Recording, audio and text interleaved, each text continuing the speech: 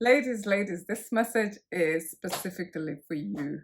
Um, I have transitioned a few times over the years, and I think sometimes sharing experience is good because I'm not one, I'm at a point in my life, my story, I'm not ashamed of it. And sometimes I see people whenever I talk about, being pregnant at 16 and, being sexually abused as a child, I see people wanting to cringe like, how could she say that? How could she how could she put that on social media? How could she talk about it? Yes, we get that a lot. How could she have a child at 16? You didn't get to walk on my journey. So there's a lot of there's we face a lot of judgment. And I'm at a place in my life where I think when I started to draw closer to God, I started to understand who I am as a person. I started to understand the calling upon my life. I started to understand what God has called me to do and the weight of what He has called me to do. I can't afford to let people dictate my steps. I cannot afford to listen to what people have to say. Because if I do that, I will continue to walk in the shell that I was walking in when I didn't know my purpose. You know that shell where you're just walking, you're walking through life up and down. Every day you wake up, you don't even know what you're doing. You're just a shell in this earth. You don't know what you're supposed to be doing. You're tolerating anything. People can speak to you the way they want to speak to you. People can treat you the way they want to treat you. You're constantly depressed. You are unhappy. You don't know what you want out of life. That kind of life, I said, I don't want to live that life. And I realized that there were certain changes that I had to change. My character had to change first. And a lot of people are always expecting other people to change first, but they don't want to change themselves. So I had to start working on my character. And I had to, first of all, go into the word and understand, what does the word say about me? What does God really say about me? I had to draw close to Him and understand that it needed to be a deeper relationship with me and Him so that I could understand what my calling is, and also to be able to walk in it with confidence.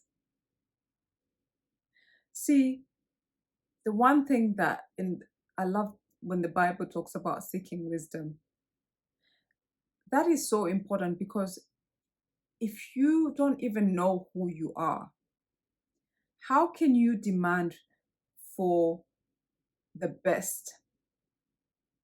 And this is in anything, in your job, in your relationships, in life.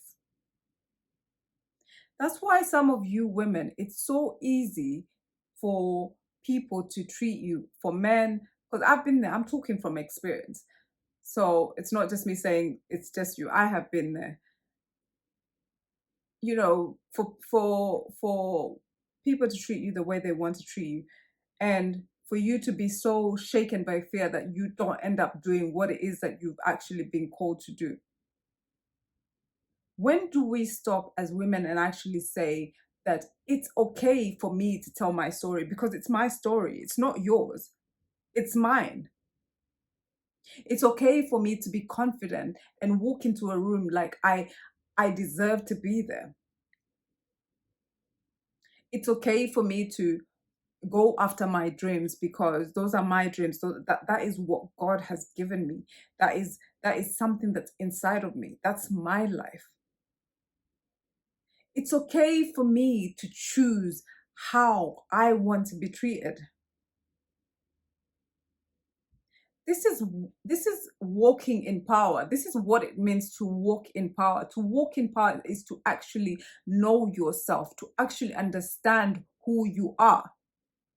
Because do not let a lot of, especially with social media and people who come across as if they are confident, they've got it all together. Do not be deceived. There's a lot of women and also men that are walking around that are feeling like that. They are feeling as if they just they can't bear it all. They might come across externally as confident, but inside they are so broken. So when I talk about walking in your power, it's actually understanding that what you reflect on the inside, whatever is in the inside of you, where your heart is pure, where you are at peace, where you're walking in what you have been called to do, where you're not trying to put anyone down, where you've got the confidence that God has given you. When you get to that place, you will understand that your validation does not lie in man. And that is a powerful, powerful trait to have. I've understood that I am not for everyone. And as I always say, that is okay. I've understood that there's certain levels in this life or certain things that my assignment is going to require me to learn new things. And I might have to start from the bottom to learn those things. And that's fine. I've understood that I will do things where I'm going to fail and I'm going to pick myself up again. But as long as I keep getting up, that's all that matters to me. So if you're going through this life where you feel like you've given up, where you feel like you need to be in this shell where you can't even express yourself, you can't even go after your calling because you're scared of who's going to say what, or you're walking in so much pain where maybe you're in a broken relationship, or you've experienced sexual abuse, or you're in a relationship where you're constantly being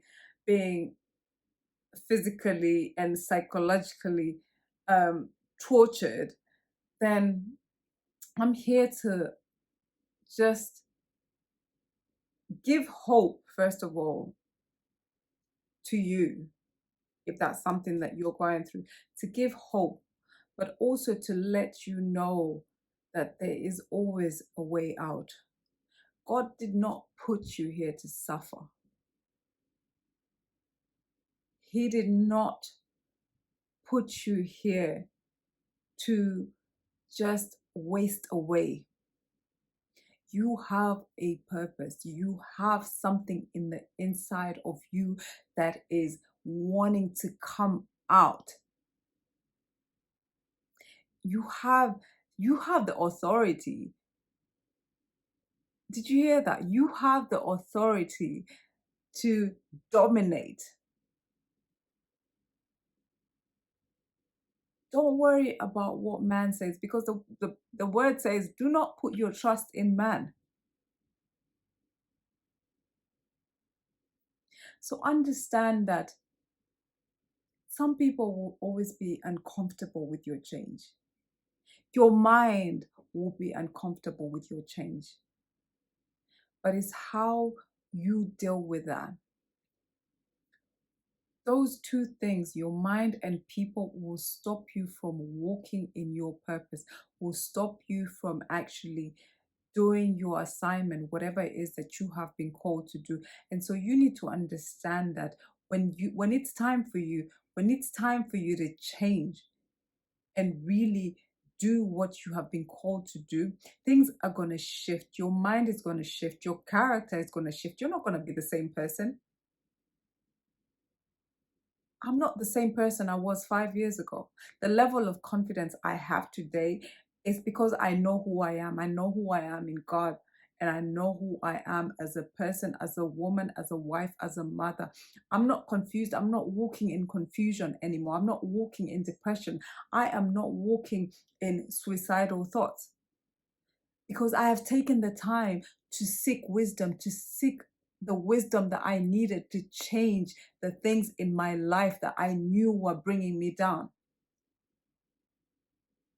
So, if there's one thing you need to take from this, is understand what you have been called to do and take time, get into your word, pray, get knowledge, find out who are you, and don't be afraid of change. Do not be afraid to start over. Do not be afraid do not be afraid to be alone. Do not be afraid to actually experiment your calling, what it is that you're supposed to be doing. And finally, ladies, this is really important because this for me is what has changed the trajectory of my life. Do not be afraid or ashamed of your story. If your story makes people uncomfortable, that's their problem. That's them projecting their own fears onto you, and whatever stories or traumas that they have that they're not able to release. But you have been confident, and um you've had the grace and the wisdom and the power to push through the criticism and understand that your story is a part of you and there's no shame in it. No matter what you've gone through in life, there is no shame in it. So I'm going to leave you with this here, and I hope that you are going to have an amazing day tomorrow for International Women's Day. But remember, Women's Day is every day, so treat yourself like a queen. Take care. Bye.